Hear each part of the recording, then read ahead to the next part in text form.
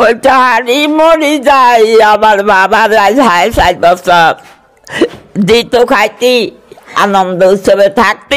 সোনার সাজানো সংসারটি কখনো কি চাইলেও ফিরে দেওয়া যাবে? কিন্তু পারবেন না। কিন্তু আমরা যদি চাই তাহলে এই মহিলাকে যদি আইনের আওতায় নিয়ে আসে তাহলে হাজারো মহিলা সতর্ক হয়ে যাবে। কিন্তু আমি প্রশাসনের কাছে এটাই আমার জোর দাবি।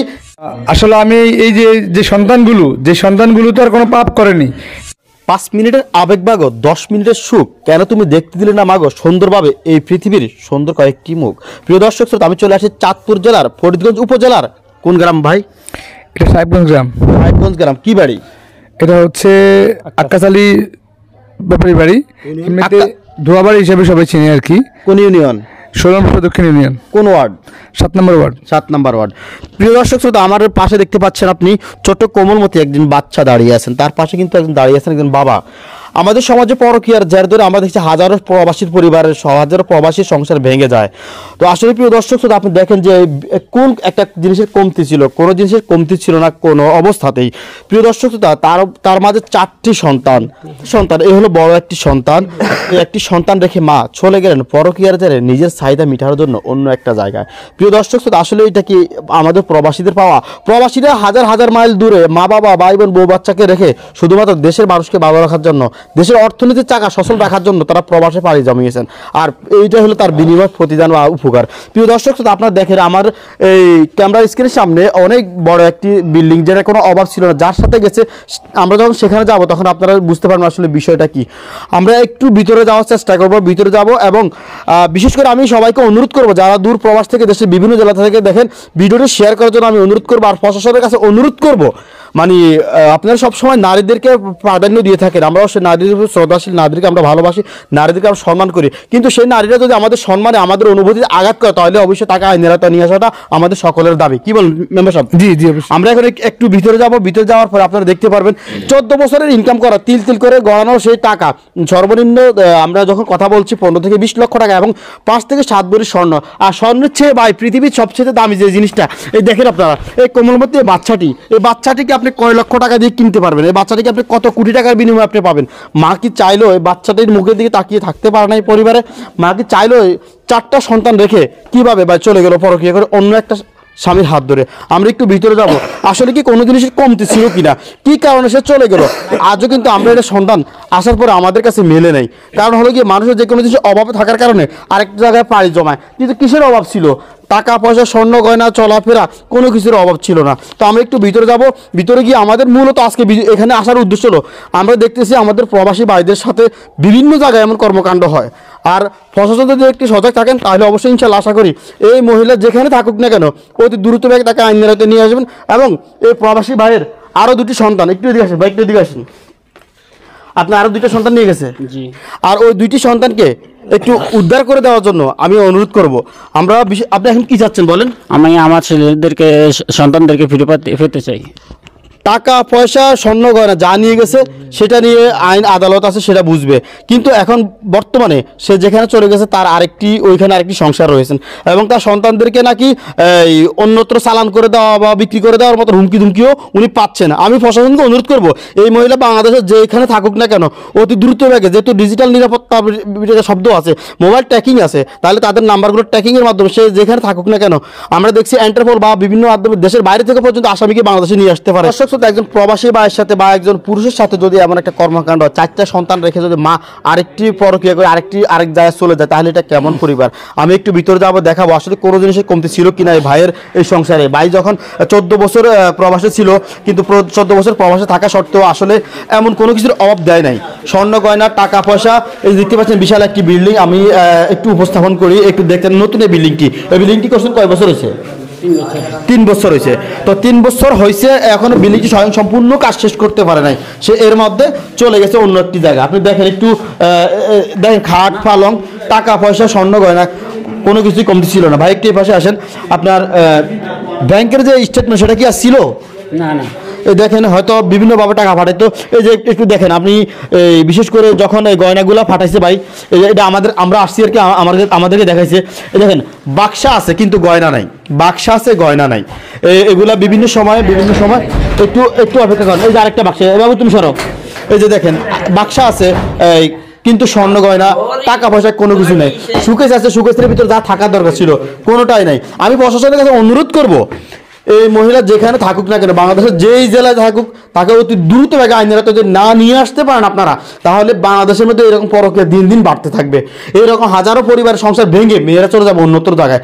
আমরা মেয়েদের প্রতি সম্মান করি, মাদের প্রতি আমরা সম্মান করি। আমরা অনুরোধ করব, একটা সন্তানের দিকে তাকিয়ে অনেক সময় মা বাপ সংসার করে যায়, কিন্তু সেখানে 4টা সন্তান, তার মধ্যে একটা সন্তান পৃথিবী থেকে চলে গেছেন এবং 3টি সন্তান রয়েছেন। সোনার সাজানো সংসারটি কখনো কি চাইলেও ফিরে দেওয়া যাবে? কিন্তু পারবেন না। কিন্তু আমরা যদি চাই, তাহলে এই মহিলাকে যদি আইনের আওতায় নিয়ে আসে, তাহলে হাজারো মহিলা সতর্ক হয়ে যাবে। কিন্তু আমি প্রশাসনের কাছে এটাই আমার জোর দাবি।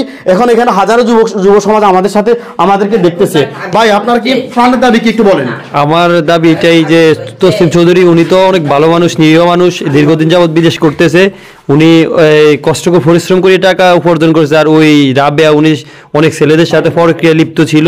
এখন উনার দাবি একটাই, আমাদের সবার দাবি একটাই, ছেলেদেরকে ফিরে পেতে চাই। ছেলেদেরকে ফিরে পেতে চান এবং এই মহিলা কি আইনের আওতায় নিয়ে আসা? হ্যাঁ হ্যাঁ, এটা 100%। ওনারা যদি আইনের আওতায় না আনে, তাহলে তো আরো 10টা মহিলা খারাপ হবে, আরো 10 জন প্রবাসী মানুষ এরকম এই অবস্থা পড়তে হবে।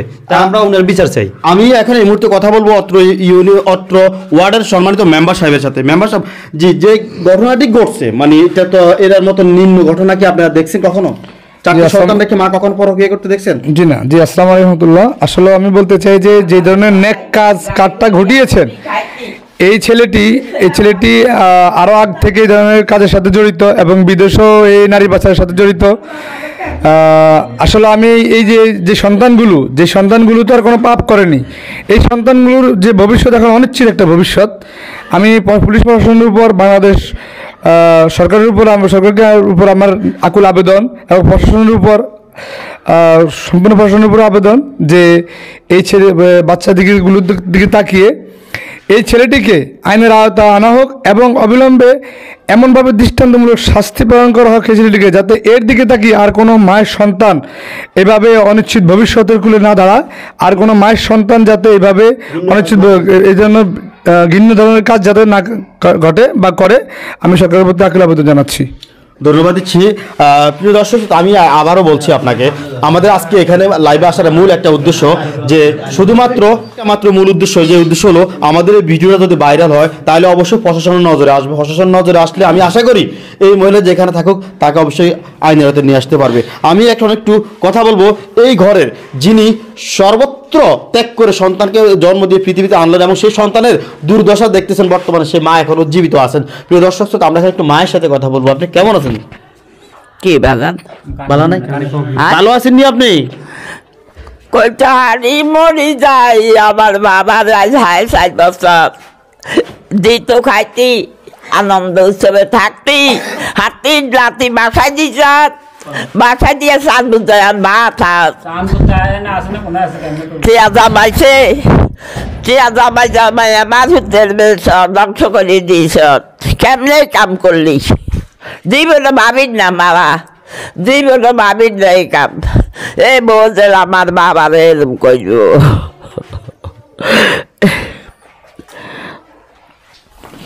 আমি শুধু একটা কথা বলি, যদি এই লোক বিয়ে করে কিন্তু সে আবার বউ পাবে, ওই লোক মহিলাটি বিয়ে বসছে, সে সন্তান স্বামী পেয়েছে, কিন্তু আসলে এই কোমলমতি 3টি বাচ্চা রয়েছে, তাদের কি উপায় হবে? আমি প্রশাসনের কাছে অনুরোধ করব এই মহিলাটাকে অবিলম্বে অতি দ্রুত বেগে আইনের হাতে নিয়ে আসার জন্য।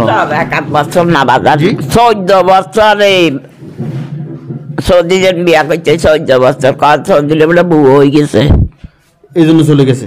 হ্যাঁ, হেগে কাবু হয়ে গেছে বলে অনেক আনছে বান্দর গয়ের দুরা, বান্দর কি বান্দর লইয়া সাথে ওলাইয়ের দুগা বউ, হেগে দুগা মাইয়া, আবার না এই গার আলাদা সব 3 গা দিই, দুগা হু তোগা দিই, কেমনে তুই কম দিলি? আসলে ওনাদেরকে সান্ত্বনা দেওয়ার মতন বাসা এই মুহূর্তে কারো কাছে নাই, কারণ সাধারণ সংসার ছেড়ে যেভাবে চলে গেছে, আল্লাহর কাছে দোষী ধরেন। একটু সুকেশটা খোলেন। জি, আসলে এই হলো সেই মহিলা যে কিনা প্রবাসীর 20 লক্ষ টাকা বা 14 ভরি স্বর্ণ বা 10 ভরি স্বর্ণ নিয়ে এই মুহূর্তে উদা হয়ে গেছেন আরেকটি ছেলের সাথে পরকীয়ার জের ধরে অনেক দূর থেকে এখন চলে যাবো আমি এর সঠিক বিচার চাই প্রশাসনের কাছে, বাংলাদেশ সরকারের কাছে। আমার বাবা একজন মুক্তিযোদ্ধা, আমরা কারোর সাথে খারাপ ব্যবহার করি নাই, খারাপ কিছু করি নাই এই পর্যন্ত, এমন কোনো ব্যাড রেকর্ড নাই, ঠিক আছে। আমরা কোনো সময় পুলিশের কাছেও যাই নাই। তো এখন বাংলাদেশ সরকার এবং পুলিশ প্রশাসনের কাছে আকুল আবেদন আমি যেন এর সুষ্ঠু বিচার পেতে পারি। তো প্রিয় দর্শক শ্রোতা, ভিডিওটি একটু ভালো করে শেয়ার করে দিবেন, সকলকে অনুরোধ করছি ভিডিওটি শেয়ার করে দিবেন, আর যাতে করে আমাদের সমাজে এমন কোনো ঘটনা না ঘটে, ভালো থাকবেন, সুস্থ থাকবেন, দেখা হবে নতুন কোনো ভিডিওতে। সে পর্যন্ত আমাদের সাথে থাকুন। আল্লাহ হাফেজ, আসসালামু আলাইকুম।